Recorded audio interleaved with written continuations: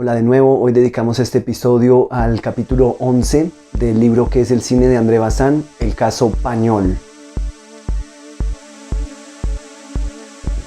En los textos anteriores ya André Bazin se había referido a las obras de Marcel Pagnol al momento de hablar de teatro filmado. En algún momento, según André Bazin, Marcel Pagnol se había declarado como un exponente del teatro filmado. En el capítulo anterior, ya dedicado a teatro y cine, en su parte 1 y 2, veíamos cómo Bazin defendía a aquellos autores que trabajaban tanto en teatro como en cine, dado que conocían lo mejor que podía dar cada medio para dicha adaptación en su paso a la pantalla. En este caso, Marcel Pagnol es uno de aquellos autores, pues trabajó como dramaturgo, novelista y también cineasta. Sin embargo, en las películas de Marcel Pagnol predominan los textos largos. Recordarán ustedes, si han visto alguna de sus películas, cómo los actores hablan y hablan y hablan.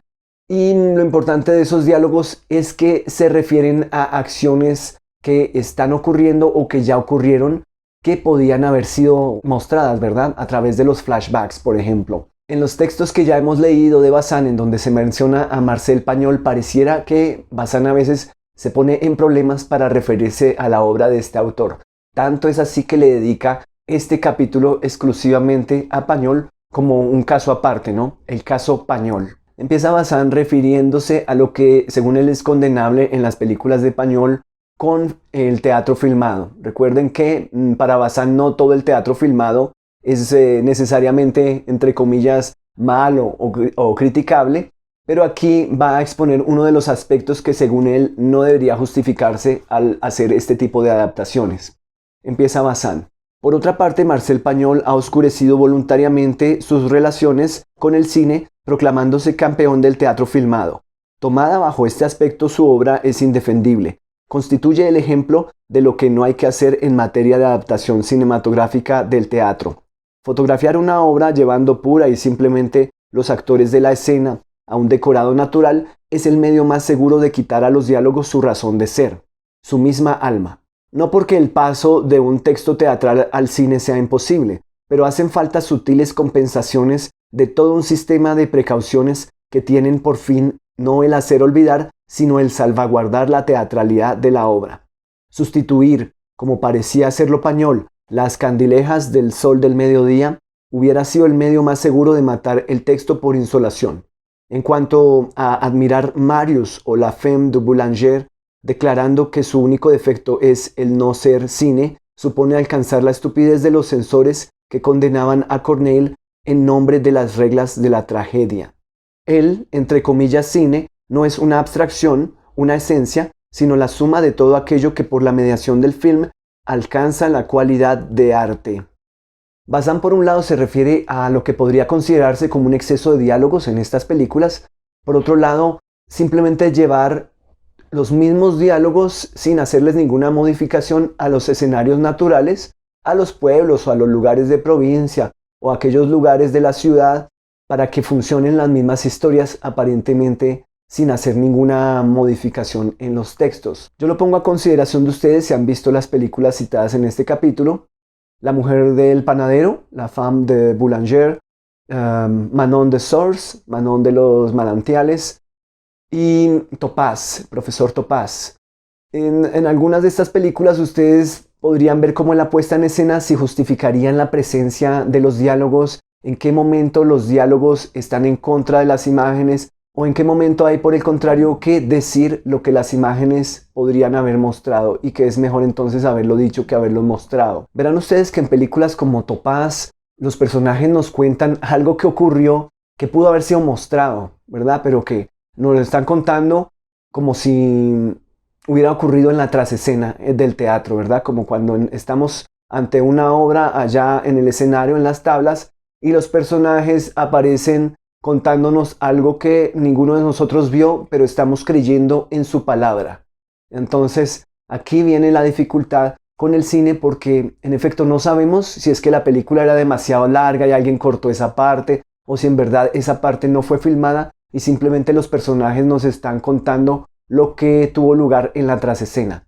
Entonces, ¿qué ocurre aquí? ¿Será que Bazin se refiere a estos momentos en donde el diálogo, entre comillas, es tan excesivo que nos engaña para no mostrar ciertos momentos que fueron fundamentales en las historias, o por otro lado simplemente que los diálogos no son verosímiles en el momento de ser puestos en la escena, en esos escenarios naturales, llámese allá en el pueblo, en las montañas, en la provincia o en la ciudad de los barrios de tal o cual lugar en Marsella o París.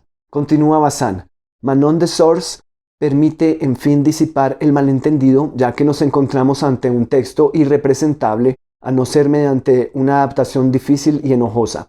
En el menor de los casos imaginables, Manon de Sors en la escena no sería más que cine teatralizado.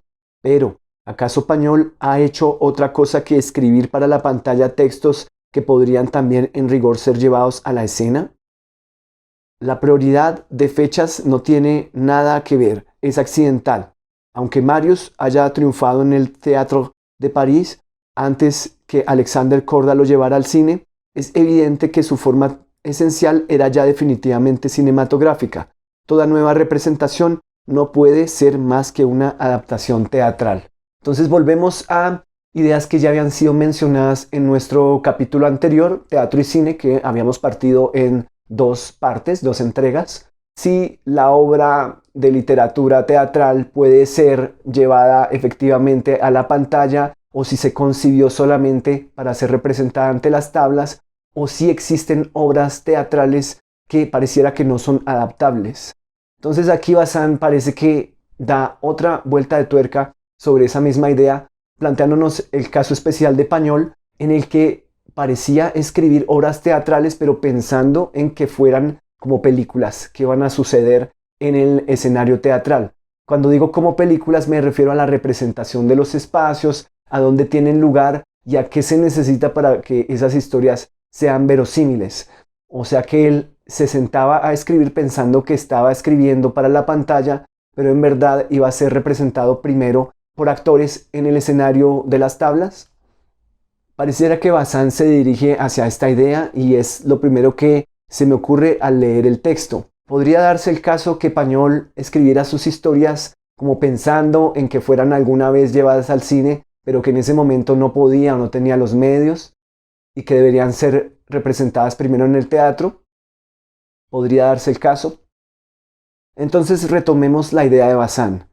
Toda nueva representación no puede ser más que una adaptación teatral. Esto quiere decir que el predominio de la expresión verbal sobre la acción visual no puede definir al teatro con relación al cine. Una afirmación de tal importancia no puede probarse en los límites de este estudio. Digamos solamente que la palabra teatral es abstracta, que es en sí misma, como todo el sistema escénico, una convención, el resultado de la conversión de la acción en verbo. La palabra cinematográfica es por el contrario un hecho concreto, existe, si no primeramente, sí para ella o por ella misma. Es la acción la que la prolonga y la que casi la degrada. Por eso, sin duda, la única pieza de Pañol que jamás ha sido verdaderamente cine es Topaz, porque no era meridional. Ahí le ponemos un signo de interrogación grande. Topaz en efecto no fue filmada en la provincia. Topaz es acerca de un profesor en la ciudad, de una escuela para niños, en la que él se opone férreamente a cualquier acción inmoral, pero con el paso del tiempo él termina involucrándose en acciones inmorales, dado que fue expulsado de la escuela y que aparentemente la vida lo lleva a esas decisiones inmorales, con toda la conciencia plena de lo que está haciendo. Pero entonces, ¿por qué Bazin dice que es la pieza que jamás ha sido verdaderamente cine? ¿Será porque Bazin considera que esta obra no necesitaba haberse representado en varios espacios o que todos los espacios que tienen lugar en Topaz son efectivamente espacios cerrados, son el salón de clases, una oficina, una sala, básicamente? ¿Será que Bazin se refiere a que las otras películas, llámese La mujer del panadero o Manon de Sors, son cine simplemente porque están en la provincia y porque hay una gran multiplicidad de espacios de ese mismo pueblo que son representados, especialmente en Manon de Sors, donde vemos las locaciones en el pueblo, las calles del pueblo, las montañas luego la montaña en donde supuestamente está el manantial que se puede bloquear o desbloquear para que llegue o no llegue el agua al pueblo, la casa en la caverna en donde vive Manon, la casa de Ugolán también en todas estas veredas, en todos estos lugares allá en el campo, en la montaña. ¿Será que a esto se refiere Bazán? Es simplemente una comparación entre espacios, entre locaciones que pueden o no pueden representarse en el escenario de las tablas. Luego Bazán continúa con esta idea relacionada con la palabra. El acento no constituye efectivamente en pañol ni un accesorio pintoresco ni una nota de color local. Es consustancial al texto y por ello a los personajes. Sus héroes lo poseen como otros tienen la piel negra. El acento es la materia misma de su lenguaje, su realismo. Así el cine de pañol no es nada teatral, ya que se inserta por la mediación de la palabra en la especificidad realista del film. El verdadero decorado meridional no exige la adaptación a unos límites teatrales, sino que son, por el contrario, las servidumbres escénicas las que imponen la sustitución de las landas provenzales por los tabiques de contrachapado. Pañol no es un autor dramático convertido al cine, sino uno de los más grandes autores de films hablados. Entonces aquí ya empezamos a ver lo que podría llamarse una contradicción bazaniana. Primero va a decir que Topaz no es cine, por no ser meridional, por no ser de provincia, y luego va a decir que Pañol no es un actor dramático convertido al cine, sino uno de los más grandes autores de films hablados. Pero entonces, ¿un film hablado es cine o no es cine según Bazán? ¿Qué es un film hablado? Luego nos lleva a la pregunta que tiene el libro por título, ¿qué es entonces el cine si no incluye también los films hablados? Esa pregunta de Bazán de qué es lo que hemos estudiado hasta el momento en todos los capítulos y que aquí nos lleva por otro de sus senderos, sería qué es o qué no es un film hablado dentro del cine. Entonces, ¿se pueden considerar los films hablados, exageradamente hablados, como cine también? Entonces, asumamos que Bazán ha dicho que sí. ¿A qué se refiere entonces Bazán con un film hablado? ¿Qué nos permite el film hablado que no nos permiten otros films? Planteemos la pregunta desde ese punto de vista. Digamos que dentro del cine sonoro, todos los films en donde se habla son films hablados, para generalizar. Entonces, estos films hablados de Pañol, ¿qué tienen de diferente? Si ustedes vieron al menos esas tres películas, La mujer del panadero, Manon de Sors y Topaz, al menos Topaz la versión del 51, que fue la que yo vi, ¿cómo podrían ustedes definir como film hablado, según esas tres películas? ¿Qué hace que estas películas sean films hablados? Yo podría aventurarme a decir, tras haber visto esas tres películas de Pañol, que lo que hace de un film hablado al estilo Pañol es que se prescinde de flashbacks y más bien en las palabras están esos flashbacks. Que vamos a confiar tanto en las palabras de los personajes que vamos a creer en todo lo que los personajes dijeron o vamos a hacer ese ejercicio y en muchos de las escenas de esas películas vamos a ver que estamos ante la palabra de un personaje contra la palabra de otro.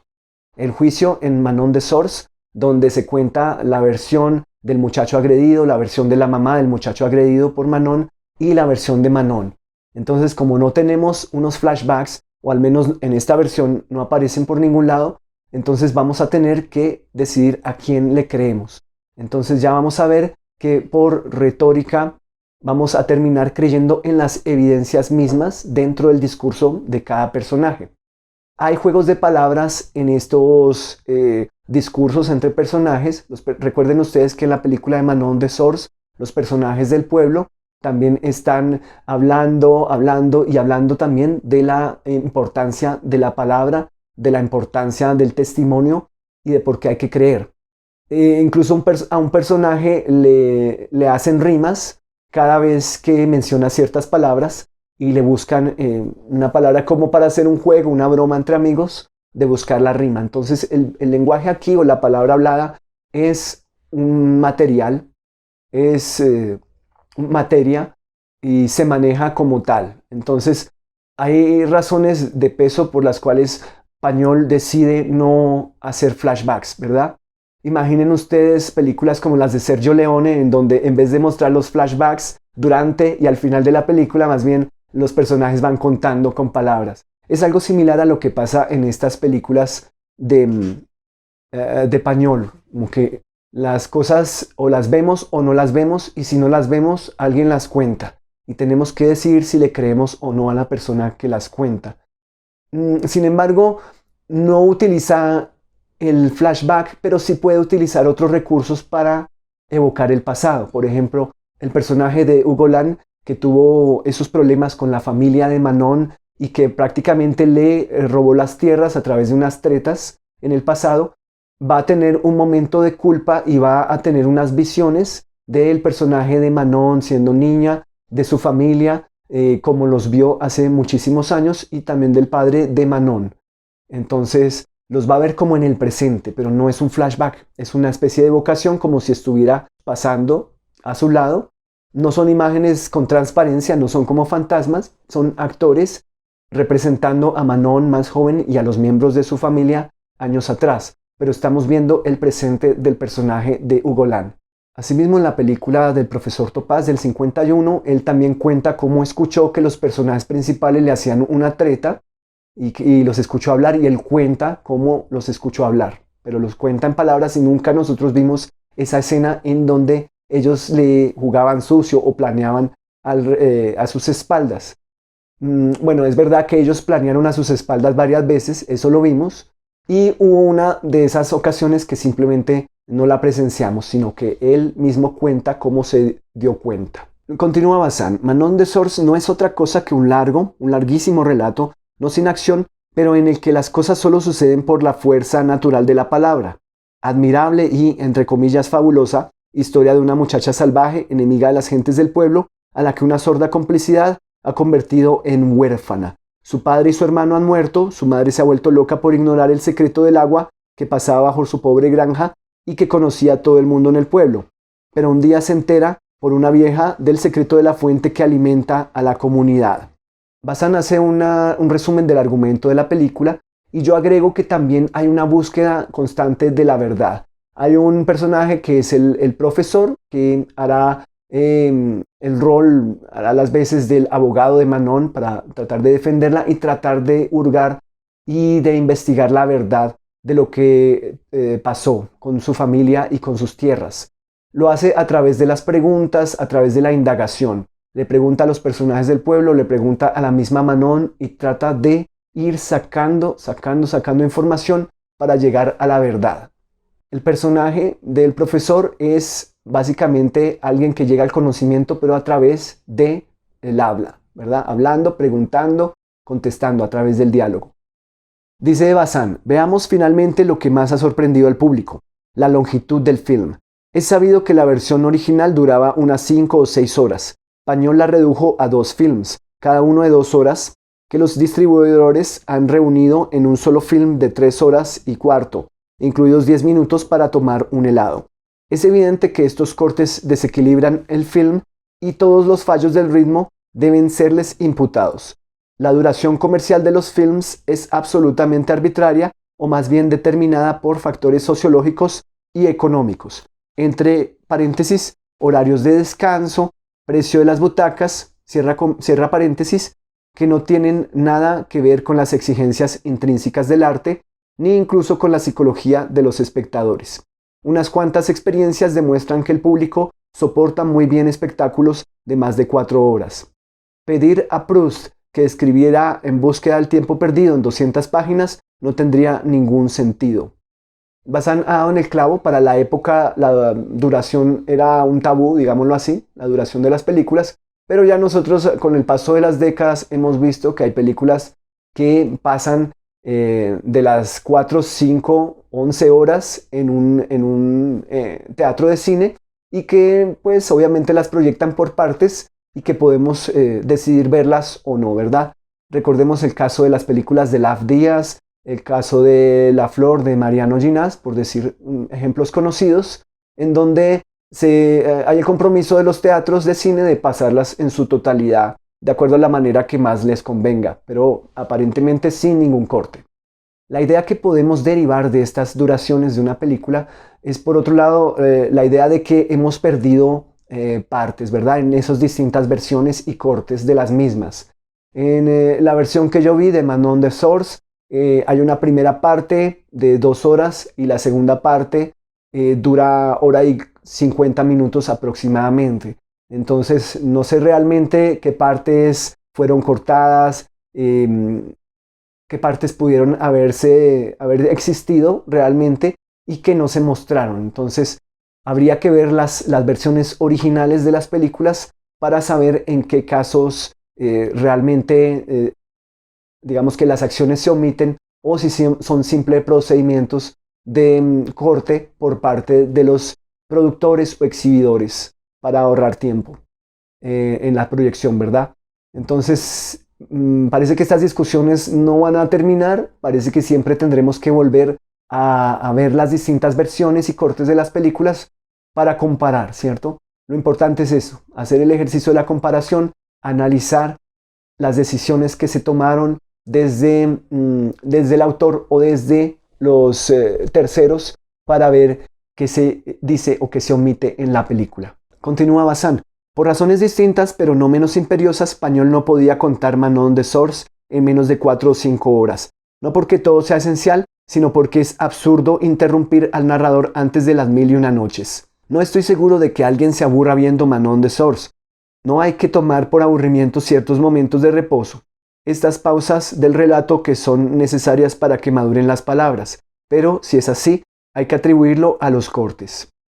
Luego continúa Bazán con la idea de los films hablados. Si Pañol no es el mayor autor de films hablados, es por lo menos uno de sus genios. Quizá él es el único que se ha atrevido, después de 1930, a un exceso verbal comparable a las empresas de Griffith o Stroheim en los tiempos del cine mudo. El único actor que pueda comparársele, y por una razón precisa, es Charlotte, que es precisamente junto con Pañol el único autor-productor libre. Pañol se atreve a consagrar los cientos de millones que ha ganado con el cine a monstruos cinematográficos que ni siquiera podrían ser concebidos por una producción racional y organizada. Algunos, es cierto, carecen de viabilidad, son quimeras de pesadilla, nacidas de la unión del Roux, Coulor y de Tino Rossi. Y eso es lo que desgraciadamente distingue Pañol de Chaplin. Candilejas es también un film monstruosamente bello, por ser totalmente libre, fruto de las meditaciones de un artista, pues único de sus medios de ejecución como el pintor del escritor. Pero todo en el arte de Chaplin está orientado hacia su propia crítica y nos deja siempre un sentimiento de necesidad, de economía y de rigor. Pero entonces es necesario preguntarnos aquí, bueno, ¿cuál sería entonces esa comparación entre Pañol y Chaplin? ¿Se refiere Bazán solamente a que tenían control sobre sus obras? Pero entonces, ¿qué pasa con las diferentes versiones? ¿Por qué entonces permitió Pañol que se cortaran sus películas? Eso es una pregunta que siempre quedará abierta, ¿verdad? ¿Tenía o no tenía todo el control? Incluso si tenía el control, decidió entonces hacer diferentes versiones y duraciones para sus películas. Vale la pena seguir investigando sobre eso, seguramente hay más fuentes de información al respecto y podremos encontrar alguna respuesta. Otro tipo de comparación, las licencias artísticas entre Chaplin y Pañol, que poder hacer, entre comillas, todo lo que les dé la gana en relación a las historias y a las formas en las que representan las mismas. Si Pañol tiene tanto poder, digámoslo así, y licencia artística para decidir que va a hacer que las situaciones sean contadas a través de la palabra y no a través de las imágenes, porque tiene el control y el poder para hacerlo, entonces ¿es válido? Es una de las preguntas también que quedan en el aire. Cuando nos referimos a esa categoría de films hablados, esa especie de género en el cine, films hablados, ¿qué otros cineastas podrían ser exponentes de los films hablados? Podría ser un cineasta como Eric Rohmer, como, qué sé yo, todos los que han sido comparados con Eric Rohmer, Woody Allen, Nanni Moretti, Hong Sang-soo. Filmes hablados, la palabra predomina, la palabra está contando por encima de las imágenes, la palabra prescinde de las imágenes, todos se pueden meter en el mismo saco. Ustedes diferenciarían otras categorías dentro de ese tipo de films hablados. ¿Vale la pena hacer ese tipo de generalizaciones o es algo sacrílego tratar de categorizar de esa forma o de crear ese tipo de conjuntos o de grupos de cines o de cineastas? Continúa Bazán. Por el contrario, todo contribuye en Pañol a una mezcla increíble. Se da en él una ausencia tal de sentido crítico que pone de manifiesto una verdadera patología de la creación artística. Este académico no sabe bien si es Homero o Breford. De todas formas, lo peor no es el texto, sino la puesta en escena. Si Manon de Sors es la epopeya del cine hablado, bien poco tiene que ver en ello la puesta en escena. Sí, en cambio, al buen sentido estético de su autor, incapaz de dominar su propia inspiración, tan injustamente como en sus censores, pero de rechazo, Pañol se figura que, entre comillas, el cine no tiene importancia, cierra comillas. Incapaz de separar de su formación teatral lo que su genio tiene de puramente cinematográfico, vuelve a reintroducir el teatro filmado allí donde no tiene nada que hacer. Bueno, vamos a preguntarnos si en verdad en algún momento Pañol habría afirmado eso de que el cine no tiene importancia. Seguramente podríamos buscar y buscar y buscar a ver si lo encontramos quizá en algún texto, en alguna entrevista, en algún testimonio. ¿Sería que él alguna vez dijo eso? ¿El cine no tiene importancia? ¿Sería que en qué momento lo dijo? ¿En qué contexto? Podría ser. Incluso si lo dijo, nosotros vamos a pensar en eso que dice Bazán al final. Incapaz de separar de su formación teatral lo que su genio tiene de puramente cinematográfico, vuelve a reintroducir el teatro filmado allí donde no tiene nada que hacer. ¿Qué piensan ustedes de esa afirmación? Introducir el teatro filmado allí donde no tiene nada que hacer. ¿Consideran ustedes que Marcel Pañol no tiene aquellos conocimientos de procedimientos cinematográficos que Bazán defiende en otros capítulos? ¿Consideran ustedes que Pañol, por lo que hemos visto en sus películas, no es capaz de hacer un plano secuencia con profundidad de campo, que no es capaz de hacer paneos, que no es capaz de hacer planos de larga duración, con distintas posiciones de actores o lo que llamamos el blocking en profundidad de campo? ¿Será que Pañol no sabe acerca de estos procedimientos? ¿Consideran ustedes que si Pañol tiene conocimiento de esto y no lo usa es por alguna razón? ¿Consideran ustedes que Pañol está obligado a filmar sus películas en planos secuencias de profundidad de campo, tal como lo pueden hacer Renoir, Orson Welles, William Wyler o incluso Laurence Olivier? ¿Creen ustedes que al ser un autor multifacético, dramaturgo, novelista, posiblemente director teatral, director cinematográfico, puede tomarse Pañol toda licencia poética que quiera o de procedimientos para hacer o prescindir de cualquier procedimiento formal en el momento que quiera? Continúa Bazán. Sin duda, este desprecio del cine no es del todo ajeno a algunos de los prodigiosos hallazgos cinematográficos de su film. Entre paréntesis, la declaración de amor de Ugolin, la confesión pública bajo el olmo, pero un talento fundado sobre su ignorancia está sujeto a los más graves errores. Aquí el principal es el personaje de Manon, interpretado de la manera más artificialmente teatral por Jacqueline Pañol. Por consiguiente, el texto de Manon es precisamente el único que suena falso. Bueno, analicemos este párrafo de Bazán. Desprecio del cine. ¿Creen ustedes que hay un desprecio del cine por parte de Pañol al no usar algunos procedimientos del cine, desde los mencionados por Bazán en sus artículos tales como la evolución del lenguaje cinematográfico o a favor de un cine impuro como el plano secuencia con profundidad de campo, los tipos de montaje de Eisenstein por otro lado, o el uso de simples recursos cinematográficos como el flashback, por ejemplo? ¿Es eso realmente un desprecio del cine? ¿En qué momentos Pañol deja que la imagen cuente por sí sola y no las palabras? Existen algunos momentos en sus películas, son muy pocos, pero los hay. Acerca del personaje de Manon, ¿creerían ustedes que en verdad hay artificialidad en ese personaje? Aquí este es un aspecto muy delicado del cine y yo diría que de todas las cinematografías, tanto de los cines independientes como los cines industriales, cines locales o globales, es cuál es la autenticidad. Tendríamos todos que estar allá en la provincia francesa y comparar los tipos de acentos, comparar las formas de hablar, comparar distintos tipos de extracción de los personajes, clases sociales, nivel de educación, capa de ilustración, para saber si deberían hablar así o si es inadecuado por otro lado. Yo creo que todos ustedes, dependiendo de la ciudad o del lugar o la provincia de donde son, han visto en algún momento alguna película nacional en donde ustedes han visto, no, así no habla un campesino. Eso no es, así no es como se habla en ese lugar.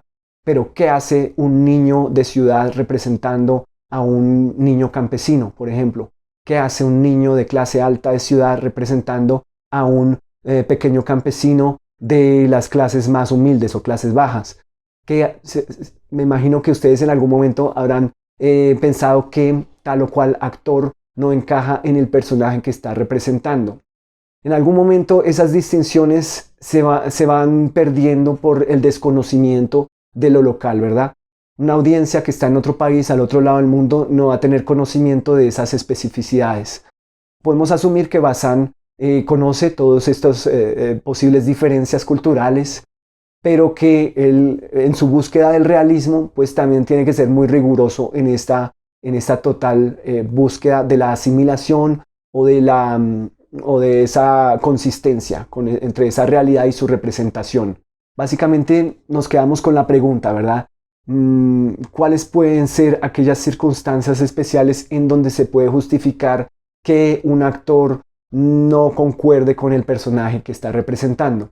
Sin embargo, yo podría hacer una salvedad aquí, decir que el personaje de Manon se ha descrito en algún momento como un personaje bastante singular porque sus padres tuvieron una relación con la ciudad, venían de la ciudad, tuvieron una extracción distinta a la gente del pueblo, a la gente de provincia. Entonces con eso se pueden hacer ciertas excusas para que los personajes no tengan que corresponder exactamente a la manera en que se habla en la provincia, ¿no? Hay algunas justificaciones por las cuales en algunas películas ustedes han visto que se llega a justificar hasta por qué un actor extranjero está representando un personaje nacional en cualquier película o cinematografía en la que esa persona o personaje no corresponda, ¿verdad? Pero en un mundo global como en el que estamos, a veces ni siquiera hay que justificar eso. Simplemente es una persona de otro lugar y está en esa ciudad y trata de ser un personaje de los que podrían estar en esa ciudad, ¿verdad? Como que nadie trata de forzar una justificación y se trata de pasar por alto. Pero hay una pregunta acerca de la verosimilitud en la obra de Pañol. ¿Consideran ustedes que sus películas son creíbles? Hablándolo así a plata blanca, ¿son creíbles los personajes en Topaz? ¿Son creíbles los personajes en Manon de Sors y en La mujer del panadero? ¿Qué hace que creamos en eso que estamos viendo? Simplemente el acento, la psicología, las motivaciones del personaje, sus comportamientos, sus reacciones, su puesta en escena, su discurso, sus motivaciones también incluso políticas, ideológicas. Bazán va a cerrar el capítulo diciendo: quizá solo le hubiera hecho falta al genio de Pañol la inteligencia de su propio arte para convertirle en el Chaplin de cine hablado.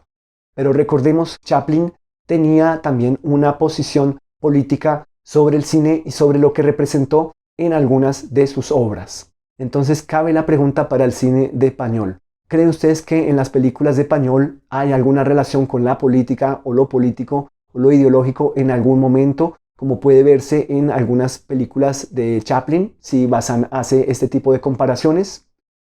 Gracias por estar aquí nuevamente. Por favor, sigan viendo este canal, suscríbanse. Nos veremos en el próximo episodio dedicado a pintura y cine.